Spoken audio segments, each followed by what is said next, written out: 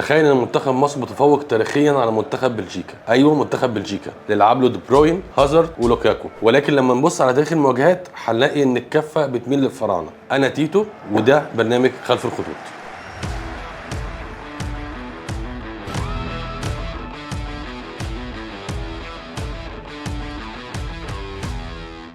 قبل مواجهه مصر وبلجيكا تعالوا نشوف تاريخ المواجهات بين المنتخبين. المفاجاه ان المنتخبين ما تقابلوش كتير. بحسب السجلات الدوليه المعتمده مصر وبلجيكا لعبوا ضد بعض 4 مرات بس. ايوه 4 مرات بس. المره الاولى كانت سنه 1990. منتخب مصر لما تاهل لكاس العالم راحوا لعبوا مباراه وديه مع بلجيكا ومنتخب مصر فاز 1-0 بهدف حازم امام. المواجهه الثانيه كانت مباراه وديه كانت سنه 2005 ومصر كسبت فيها 4-0.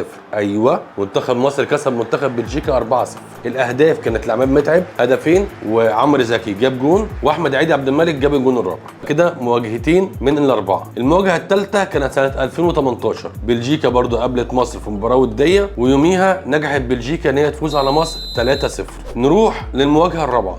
دي كانت سنه 2022 لما مصر قابلت بلجيكا في مباراه وديه قبل كاس العالم في الكويت ويوميها مصر كسبت 2-1. جاب الاجوان لمصر مصطفى محمد وتريزيجيه. يبقى كده الحصيله النهائيه 3 انتصارات لمصر، انتصار 1 لبلجيكا ومفيش اي تعادلات. 7 اهداف لمصر مقابل 4 اهداف لبلجيكا. التاريخ بيحكي ولكن الملعب هو اللي بيحكم. تفتكروا مباراه مصر وبلجيكا في كاس العالم في دور المجموعات هتخلص كام ومين اللي هيفوز؟ عايزكم تقولوا لي توقعاتكم للمباراه في الكومنتات وما تنسوش الشير والسبسكرايب وتفعلوا زر الجرس. كان معاكم تيتو من برنامج خلف الخطوط وسلسلة كاس العالم.